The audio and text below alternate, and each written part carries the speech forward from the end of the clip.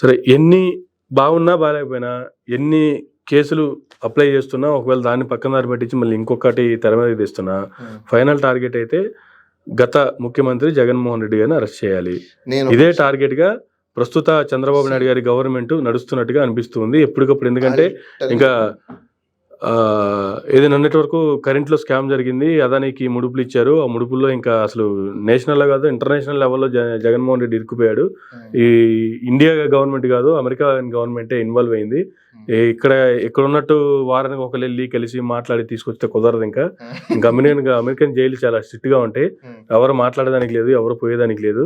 ఇంకా కొంతకాలం American government లో జగన్మోహన్ రెడ్డి వీలైతే ఇంకా అక్కడే ప్రాణాలు వదిలేయాలని కూడా ఆర్టికల్స్ ఇంత పొడుగుని రాశారు. ఆ తర్వాత మరి ఆర్టికల్స్ అన్ని ఏమైనాయో ఎటుపోయినాయో ఎవరికి తెలియదు. తర్వాత కొత్తగా లెక్కర్ కేసు తెర మీదకి వచ్చింది. ఇప్పుడు లెక్కర్ కేసులో ఇంకా అయిపోయింది, ఇంక రేపే అరెస్ట్ అన్నారు. అదే కూడా ఆల్మోస్ట్ పక్కదారి పట్టినట్టే కనిపిస్తుంది. ఎందుకు పక్కదారి పడుతుందో, ఎందుకు తెర మీదకి వస్తున్నాయో తెలియదు. ఏంది అసలు అంటే ఇవన్నీ ఏంటి? ఏదో ఒక రకంగా అరెస్ట్ చేయాలనేటువంటి టార్గెటా? చేయాలనుకుంటే చేసేస్తే అయిపోతుంది కదా. ఆయన డైరెక్ట్గా చెప్తాను కదా, నేను విజయవాడలో ఉన్నారా అండి, ఏం చేసుకుంటారు చేసుకోండి అని చెప్పి ఆయన ప్రెస్ మీట్లో ఆయన చెప్తున్నాడు డైరెక్ట్గా. అమర్ గారు, నాకు డౌట్, వినేవాళ్ళు ఉంటే ఏనుగు మీద సవారీ చేసేవాడు కూడా ఇదే పులి అని చెప్తాడంట, వినేవాళ్ళు ఉంటే. ఓకే, అట్లా ఇప్పుడు మీరు అన్నారు చూసారా, ఇంటర్పోల్ అనేది ఒకటి ఉంటది. ప్రతి కంట్రీకి కన్వెన్షన్స్ అనేవి కొన్ని ఉంటాయి. ఆ కన్వెన్షన్స్ చేయాలంటే ఇప్పుడు విజయమాల్యనే మనం పట్టణాల్లో పీకలేకపోయాము. ఇంక ఇక్కడ నుంచి అక్కడికి వెళ్తారా? అదే కన్వెన్షన్ రూల్సే కదా మనకి ఇక్కడ అక్కడ కూడా. అక్కడ కోట్ల లాగా ఇక్కడ కోట్లలో కూడా డీల్ అవ్వాలి, డిస్కషన్ నడుస్తాయి, కోట్లలో ఉంటాయి. అన్ని అయిపోయిన తర్వాత అఫీషియల్ గా హ్యాండ్ ఓవర్ చేస్తారు. కానీ జుప్పు మనీ ఫ్లైట్ లోకి వచ్చి జుప్పు మని తీసుకెళ్ళడానికి ఇదేమి దాని ఏమంటారు, వకీల్ సాబ్ సినిమా కాదు, అంతే కదా. ఆ వకీల్ సాబ్ సినిమా లాగా ఒక రియల్ స్టోరీ కూడా జరిగింది. మీకు తెలుసు 26/11 అండి, దేశద్రోహాన్ని పట్టించడానికి మొన్న ఎప్పుడో ఇండియాకి అప్పు చెప్పారు తీసుకొచ్చారు. అదేనండి నేను అంటున్నా, ఇప్పుడు 11 ఇప్పుడు 25 లో ఉన్నాం మనం. అదే వకీల్ సాబ్ సినిమా లాగా జిప్పు మని తీసుకెళ్ళిపోయారు. రీసెంట్ గా ఒక రియల్ స్టోరీ కూడా చెప్పింది. నేను ఒక ఇష్యూ కూడా నేను డీల్ చేశాను, తిరుపతికి సంబంధించింది. అలా వచ్చారు జిప్పు మని, అలా తీసుకెళ్ళిపోయారు. అలా తీసుకెళ్ళిపోవడానికి ఇదేమన్నా ఇదనుకుంటున్నారా? డీజీపీ గారు హెలికాప్టర్ లేదు ఏమన్నా తెలియదండి. సో అట్లా ఎలా ఉందంటే ఇప్పుడు మీరు చెప్పినట్టు ఆర్టికల్ దాంట్లో ఏముందండి. ఇప్పుడు నేను ఒకటండి, జర్నలిస్టుల సోదరులు నేను ఎప్పుడేమన్నాను, ఎందుకంటే నేను కూడా జర్నలిజం చేస్తున్నాను కాబట్టి, నాగార్జున యూనివర్సిటీలో నాకు కూడా దాంట్లో ఎంఏ జర్నలిజంలో చదువుకో ఉన్నాను కాబట్టి, ఇప్పుడు జాబ్ చేసే వాళ్ళు లేకపోతే జర్నలిస్టులు కావచ్చు, లేకపోతే వీళ్ళందరూ ఒకప్పుడున్న సిస్టమ్ వేరు, ఇప్పుడున్న సిస్టమ్ వేరు. ఒకప్పుడు ప్రభుత్వాలు ఇండిపెండెంట్ జర్నలిస్టులకి డబ్బులు ఇచ్చేవి, సో వాళ్ళ లైఫ్ నడిచేది. వాళ్ళకు కూడా కామన్ ఎక్స్పెన్సెస్ ఉంటాయి, ఇల్లు నడపాలి, ఫ్యామిలీ ఉంటుంది, ఇవన్నీ ఉంటాయి. వీళ్ళని వాళ్ళకి ఎవరు ఇస్తారు? వాళ్ళు కూడా జీవితం నడపాలి కదా. కానీ ఈరోజు అలాంటి పరిస్థితులు లేవు, ప్రభుత్వాల సహకారం లేవు, ఇండిపెండెంట్ సిస్టమ్ లేదు. మరి లేనప్పుడు వాళ్ళు ఏం చేస్తారు? ఏదో ఒక సంస్థలో పనిచేయాలి, ఆ మేనేజ్మెంట్ చెప్పినట్టు రాయాలి తప్ప, మేనేజ్మెంట్ చెప్పినట్టు రాయకపోతే ఊరుకుంటారా? చెప్పండి, ఊరికే ఉంటారా? ఊరుకోరు కదా. దాని అయిపోయింది, ఇంకేముంది అక్కడ? ఇండిపెండెన్స్ అసలు జర్నలిస్టులు వదిలేయండి, మేనేజ్మెంటే రాపించింది అనుకుందాం, మేనేజ్మెంటే వేయించింది అనుకుందాం. కానీ ఆ మేనేజ్మెంట్ కూడా ఒక ఉండలేదా? ఒకటి పోయిన తర్వాత కనీసం ఇంకో దాని మీద రాసినప్పుడైనా సరే ఆ మేనేజ్మెంట్ నచ్చేది ఎవరు అండర్లో? ఏదో ఒక పొలిటికల్ సిస్టమ్ అండర్లో నడుస్తుంది. డబ్బులు ఇచ్చేది వాళ్ళు చెప్పినట్టు వీళ్ళు రాయాలి. కానీ వీళ్ళు చెప్పినట్టు మేనేజ్మెంట్ చేతిలో కూడా ఏం లేదు. ఈ మేనేజర్ కూడా మొత్తం పనిచేసేది దేనికోసం? ఏదో ఒక పొలిటికల్ సిస్టమ్ కి పనిచేస్తుంది. వాళ్ళు ఏం చెప్తే అది చేయాల్సింది అంతే. వాళ్ళకి పాజిటివ్ ఉన్నది వరకు తీసుకెళ్ళాలి, వేరే వాడికి నెగిటివ్ ఉన్నదని తీసుకెళ్ళాలి. వాళ్ళకి సమాజం పట్ల ఏదో అది అంటారు కదా, సోషల్ రెస్పాన్సిబిలిటీ మేమే అంటారు కదా, అంత సినిమా లేదు అక్కడ. ఓకే, చెప్పుకోవడానికి బాగుంటాయి, ఎందుకంటే మనమందరం అదే సిస్టమ్ లో ఉన్నాం, అదే మనమే బయట ఏం లేము, ఏ సర్కిల్లోనే ఉన్నాం. తప్పండి, ఎంతమంది సోషల్ రెస్పాన్సిబిలిటీస్ ఉన్నాయి. వాళ్ళకి నచ్చిన ఇష్యూస్ మీద సోషల్ రెస్పాన్సిబిలిటీ ఉన్నట్టు మనం భావించాలి అంతే. సోషల్ గా ఉన్న ఇష్యూస్ మీద వాళ్ళు టేకప్ చేయరు.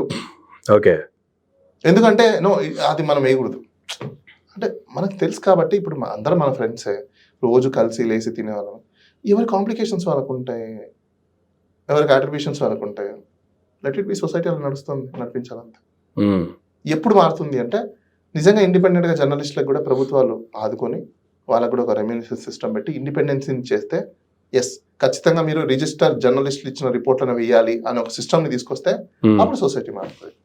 Okay, so finally Pawan Kalyan గారి గురించి ఒకసారి మాట్లాడుకుంటే, 1 year పాలన, 1 year minister, 1 year deputy CM. ఆయన అధికారంలోకి వచ్చే రోజుకి పరిస్థితులు కావచ్చు, ఈ రోజుకున్న పరిస్థితులు కావచ్చు, పరిస్థితుల మీద ఆయన రియాక్ట్ అయిన విధానం కావచ్చు, ఏం చెప్తారు సార్ ఓవరాల్ గా? టు బి హానెస్ట్, నేను ఒకటి చెప్తున్నా, నా స్టేటస్ని, నాకున్న కొంచెం ఏదో మంచి పేరుని నన్ను నేను దిగజార్చుకోవాలని నేను అనుకోవట్లేదు. దేనికంటే పవన్ కళ్యాణ్ గురించి మాట్లాడితే మిమ్మల్ని మీరు దిగజార్చుకోవాలా? అవునండి. ఎందుకు? ఎందుకు అంటే ఇప్పుడు నాకు తెలిసి నేను కూడా 10th చదివిన, ఇంటర్ చదివిన, డిగ్రీ చదివిన, మాస్టర్స్ చేసిన, ఎంబీఏలు చేసిన, రకరకాల కోర్సులు చేసిన, సర్టిఫికేషన్ కోర్సెస్ చేస్తున్నా, డిప్లొమాస్ చేస్తున్నా, నేను కూడా చదువుకున్న వ్యక్తిని. స్కూలు, కాలేజు, ఇన్స్టిట్యూట్, యూనివర్సిటీలు చూసి వచ్చిన వ్యక్తిని. ఇంటర్మీడియట్లో ఇన్ని రకాల కోర్సులు ఉంటాయని చెప్పి నాకు తెలియదండి. నేను వినలా. నేను కూడా డ్యూయల్ కోర్స్ చేశాను. ఏంటంటే ఎంబైపీసీ. వినండి ఎగ్జామ్స్ నేను ఎంబైబీసీ చదివిన వ్యక్తిని. అంటే 2 డ్యూయల్ కోర్స్ అనమాట. అది ఇప్పుడు ఆంధ్రాలో కూడా ఉందనుకుంటాను, నాకు తెలిసి. ఇప్పుడు ఉందో లేదో నాకు తెలియదు. అప్పుడు కొన్ని స్టేట్లలోనే ఉండేది. నేను అప్పుడు చదువుకునింది బయట చదువుకున్నాను. ఏపీలో కాదు నేను చదివింది, ఓపెన్ చెప్పాలంటే. సో ఆయన గురించి నేను మాట్లాడి నేను ఎందుకంటే ఇప్పుడు ఆయనకు అంత నాలెడ్జ్ ఉంది, 2 లక్షల పుస్తకాలు చదివాడు. నేను అంత చదవలేదు. నేను ఏదైనా కోర్స్ తీసుకుంటే ఆ కోర్సు తగ్గట్టు పుస్తకాలు చదివాను తప్ప అని లక్షల పుస్తకాలు చదివిన నేను కాదు. ఇంటర్మీడియట్లో ఆ 2 years గ్యాప్లో ఇన్ని కోర్సులు చేయొచ్చు అన్న విషయం కూడా నాకు తెలియదు. ఇంకా అంత నాలెడ్జ్ వ్యక్తి గురించి నేనేం మాట్లాడగలుగుతాను చెప్పండి? నేను మాట్లాడి నన్ను నేను తగ్గించుకోవడము, అలానే ఆయన యొక్క దీన్ని నేను తగ్గించడము కరెక్ట్ కాదు. ఇప్పుడు ఆయన కూడా అన్ని చదివిన వ్యక్తికి ఇంకెంత మంచి టాలెంట్ ఉంటుంది. ఇంకా ఆయన చేసిన ప్రతి ఒక్కటి రైట్. ఆయన ఏం చేసినా రైట్. నేను అసలు ఆయన చదివిన దాని గురించో లేకపోతే ఆయన చేసిన దాని గురించో మాట్లాడట్లేదు, దాని గురించి అడగలేదు. ఆయన ఇప్పుడు మీరు ఏదైతే నన్ను క్వశ్చన్ అడిగారో, ఆయన ఏం చేసినా రైట్, మైట్ ఈస్ రైట్, అంతే. సింపుల్.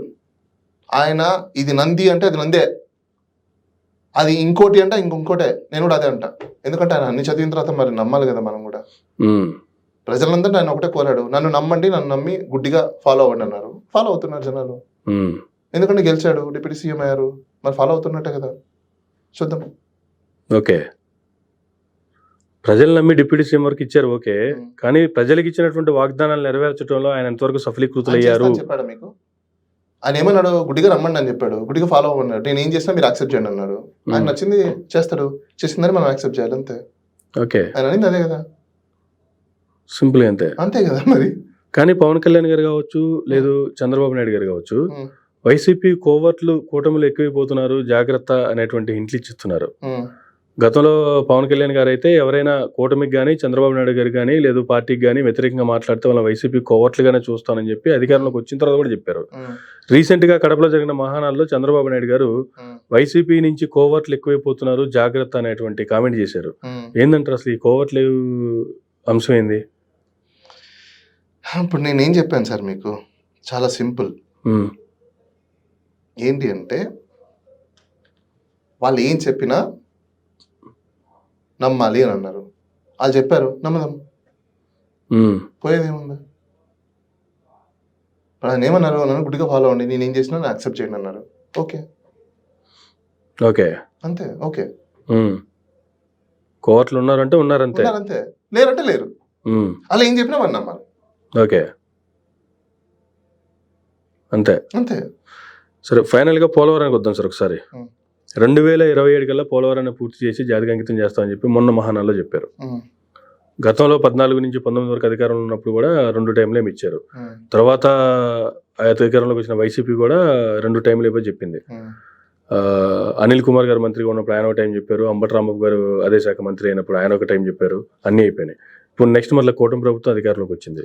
1 year తర్వాత ఇప్పుడు మరలా చంద్రబాబు నాయుడు గారు 27 కల్లా కంప్లీట్ చేసి జాతికి అంకితం చేస్తామంటున్నారు. మరో పక్కేమో కేంద్రం నుంచి దాని ఎత్తు తగ్గించాలి, ఈ ఎత్తు వరకు అయితేనే దీనికి మేము యాక్సెప్ట్ చేస్తాము, లేదంటే చేయము అంటున్నారు. ఒకవేళ ఎత్తుని యాక్సెప్ట్ చేసి దాన్ని కంప్లీట్ చేస్తే అది చెక్ డ్యామ్ అవుతుంది తప్ప పోలవరం డ్యామ్ అవుతుందా? చెక్ డ్యామ్కి పోలవరం డ్యామ్కి సంబంధం లేదంటారా? ఏం చెప్తారు అసలు ఈ అంశానికి సంబంధించి? మీతోనే, మీ మీడియాలోనే నేను గతంలో కోవిడ్ టైంలో కూడా ఇదే అంశం మీద చేస్తే నేనేం చెప్పాను? అది ఇంకొక 50 సంవత్సరాలైనా అయ్యే అవకాశాలు లేవు అని చెప్పాను. గుర్తుందా మీకు?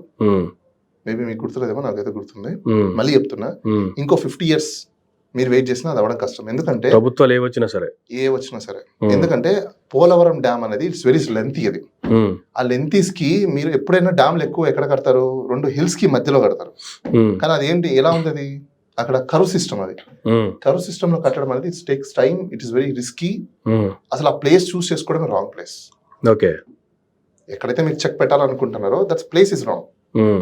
మరి ఇంజనీర్లు ఎందుకు చెప్పలేదో ఏంటో I don't know. Okay, so place is chosen is wrong.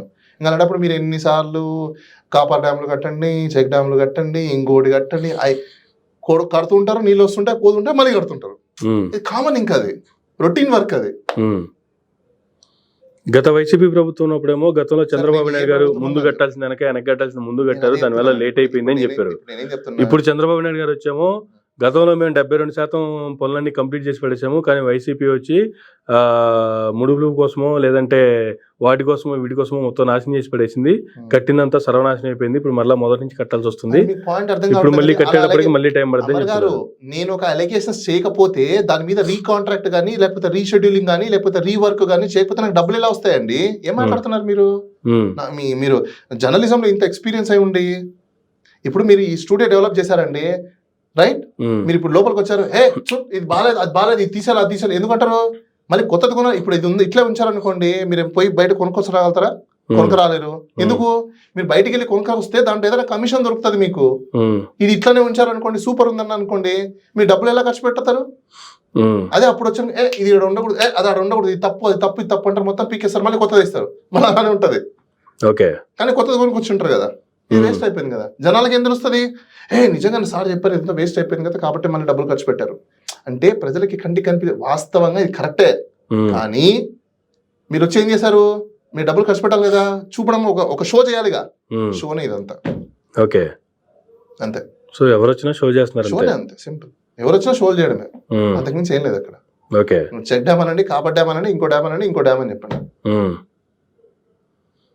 So final గా 1 year గురించి సింపుల్ గా చెప్పాలంటే ఏం చెప్తారు సార్? అంటే అర్థం కాలేదు. 1 year పాలనకి సంబంధించి. పాలన? ఎవరి పాలన? కూటమి పాలన సార్. 1 year కంప్లీట్ అయింది కదా. ఈ 1 year అక్కడ మీ పని ఏమైనా ఆపుకున్నారా? నా పని ఏమైనా ఆపుకున్నానా? రిక్షా తొక్కేవాడు పని ఏమైనా ఆపుకున్నాడా? ఆటో తొక్కేవాడు పని ఏమైనా ఆపుకున్నాడా? కూలి పని చేసేవాడు పని ఏమైనా ఆపుకున్నాడా? లేదు. మరి ఇంకేముంది అక్కడ? ఎవరి పని వాళ్ళు చేసుకుంటున్నారు. గవర్నమెంట్ ఏం చేసినా ఎవరి పనులు చేసుకోవాల్సిందే కదా. ఇప్పుడు గవర్నమెంట్ వచ్చి వీళ్ళందరూ నువ్వు రిక్షా తొక్కపోయి వాళ్ళు రిక్షా తొక్కితే నీకు 200 వస్తే 200 ఇస్తా అందే కదా. నేను అక్కడికి వస్తున్నా. గత గవర్నమెంట్ లో 2019 నుంచి 24కి తెలంగాణ నుంచి చాలా మంది ముస్లింలు, చాలా మంది పెన్షన్ తీసుకునే వాళ్ళు వెళ్ళి పెన్షన్లు తీసుకుని వచ్చేవాళ్ళు. వాళ్ళకి ఒక పని ఉంది. ఇప్పుడున్న వాళ్ళకి పెన్షన్లు తగ్గించేసారు, పని లేదు. ఇదివరకు ఆటో వాళ్ళకి పెన్షన్ వచ్చేది, ఇప్పుడు రావట్లేదు. ఇదివరకు అమ్మఒడి వచ్చేది, నో. ఇంకోటి వచ్చేది, నో. ఇంకోటి వచ్చేది, నో. ఇంకోటి వచ్చేది, no no no no no. All is no. ఇంకా నో ఉన్నప్పుడు ఏంటి? ఎవడి పని వాడు చేసుకుంటాడు. ఏదైనా ఉంటే కదా అక్కడ జరిగిందని చెప్పడానికి. ఏం లేనప్పుడు ఏమవుతుంది? ఎవరి పని వాళ్ళు చేసుకోవాలంతే, చెప్పడానికి కూడా ఏం లేదు. సింపుల్. మీరు అడిగారు ఏమైనా ఉంటే నేను చెప్పగలుగుతా, ఏం లేదు దాని గురించి నేను కూడా ఏం చెప్తాను. పోనీ ఇదిగో ఈ పథకం ఇచ్చారండి, ఇది బలా చేస్తున్నారండి, ఇది మస్తు చేస్తున్నారండి, లేకపోతే ఇది ఇచ్చారండి అంటే నేను కూడా చెప్పడానికి ఏదైనా ఉంటాయి. ఎందుకు? ఇన్ఫర్మేషన్ ఉంది కాబట్టి. అంటే ఏమి లేకపోతే ఏం చెప్తానండి నేనైనా?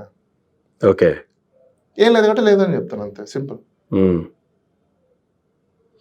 Right sir. రైట్ అండి. Thank you very much. ఇదండి రాష్ట్రంలో జరిగినటువంటి 1 year పాలనకు సంబంధించి బాలగారికి విశ్లేషణ. ఇది నాటి ఇంటర్వ్యూ. మరొక ఇంటర్వ్యూలో మళ్ళీ కలుద్దాం. చూస్తూనే ఉండండి మెరా మీడియా.